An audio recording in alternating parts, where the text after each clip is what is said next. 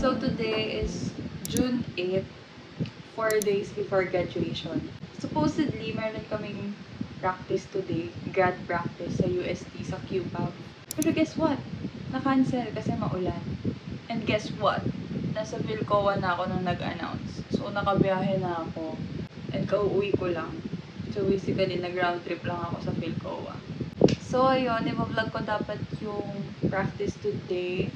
And siguro mamumove yun tomorrow or I'm not sure kung magpa-practice pa ba. June 12 ang graduation. And may practice pa kami ng June 11 pero sa school lang yun, sa Angelicum. So, hindi ko alam kung kailan pa kami makapag-practice sa QPAB. Since doon gaganapin yung graduation. And June 10 is baccalaureate mass namin. Yeah, if walang practice tomorrow, I'll see you guys sa baccalaureate mass. For now, ito lang muna ang aking update. So, see you guys! Okay, I just changed into my pambahay. And, wait lang, i-share ko lang sa inyo yung isusuot ko for graduation kasi dumating na siya yesterday. Di ba yung mudeng? Here's the dress. Pero sobrang haba niya kasi, so hindi ko alam kung okay siya sa akin. Like, for me, okay na mahaba siya. Pero sabi ni Mami, sobrang haba daw. Masyadong mahaba. Yeah, it's like that. I also bought a bag, which I love. Look, sobrang cute. So I went for a cream and burgundy na color palette. Here's the bag and here's the shoes. Burgundy shoes. Nabili ko lang lahat from Shein, like last minute. Kasi hindi ako makahanap sa mall ng mga isusuot ko. So, I decided to get it from Shein na lang. Ready na ako for transition. I got shoes, I got the dress that makes me a princess, I guess. Meron daw may mga awards sa college. Hi guys, this is her channel. The channel that you'll never watch. Hi, wag naman! It's Backmas Day. Ay, naman! Sadya yan, sorry. Uy! Lahat na lang tinamaan!